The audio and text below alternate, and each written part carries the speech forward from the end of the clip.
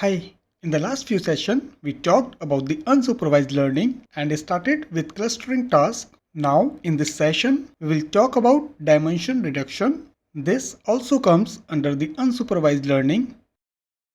So, what is dimension reduction? As I said, the objective of dimension reduction is to reduce the complexity of input data or reducing the size of data without compromising much on the valuable inputs.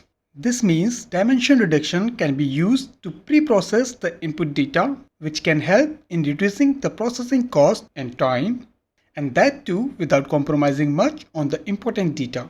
And then that optimized data can be used for different machine learning tasks later. Let's understand it with some examples. Till now we know the major challenge in supervised learning is to handle multiple number of input features which need to be analyzed by learning algorithm. Now let's assume that those features are individual dimensions. Let's take an example of a high quality 24 megapixel image which need to be processed by a machine learning algorithm. So this 24 megapixel image has 6000 by 4000 pixels and each pixel comes with RGB bits for colors. Suppose each color has length of 10 bits, as most of the device capture the image with that level of details at the present time. Here you can also consider each color as a separate dimension. So what's the problem here? The problem is to process those multi-dimension data, algorithm will need more computing power, which may include processing power, memory, storage, networking, etc. and also needed more processing time. So you can calculate how much data need to be processed one image by the algorithm. It is 30 bits per pixel for color details and there are 24 megapixels in this picture. Means 72 megabits for one high definition image. And you know, for machine learning, algorithm may need to process millions of images for getting a good fit model. If you feel the complexity, then you must be thinking about the easier way and reducing the complexity of those input data. And here is the requirement of dimension reduction comes. So question is how it works. This comes with a question. Do we really need that level of details to process image by the algorithm for developing a model? Maybe no.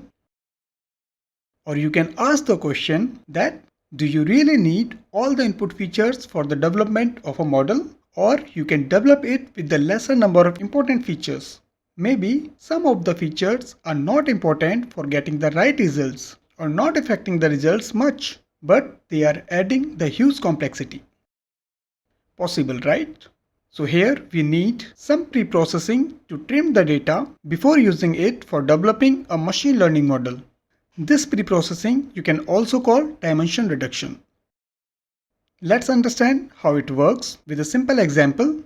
Suppose there is a 3D kind of image of a pipe. So if you look at this from the top, you will see circle kind of view. And if you look at this from the side, you will see rectangle kind of view. Let's understand it in a different way. Suppose you are developing a system with the help of supervised learning where the model can detect the humans and cars from the live feed of camera which is installed at the roadside. So you arranged 1 million images with the labeled information to train your model. And suppose the resolution of images is 1000 by 1000 pixel and 10 bit of details for each color, means 30 bits for RGB colors. So expected details for one image is 1000 multiplied by 1000 again multiplied by 30 bits, means total 30 million bits for one image. Note that it is 1 megapixel image. So you can calculate the same for 1 million images. It is huge.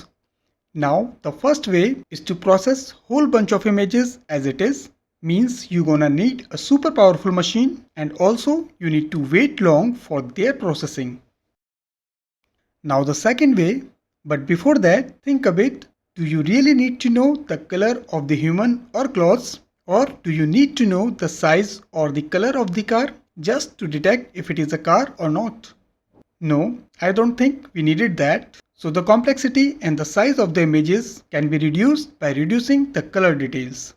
Because one pixel, or you can say one color point, has 10 bits for red, 10 bits for green and 10 bits for blue, where the intensity of each color can be ranged from 1 to 1024 for each primary color, means around 1 billion color possibilities. This occupied 30 megabits for one uncompressed image. Now assume the color dimension is reduced to 2 bits for each color. So now the size of each image will be 6 megabits for one processed image. Now in the second phase, you can use clustering and then transform the object with one bold color. Means vehicle or cars will be visualized with one color like blue or red, and humans will be visualized with another color, and other objects may be with different color.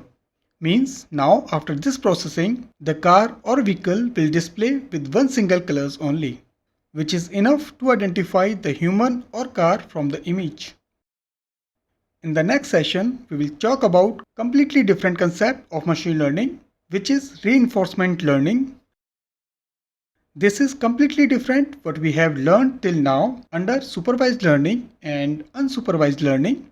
So stay tuned for the updates. If you did not subscribe till now, then please do subscribe to learn and grow community for regular updates. If this video is informative, then please like this video, comment on video, and don't forget to share. Thank you for watching.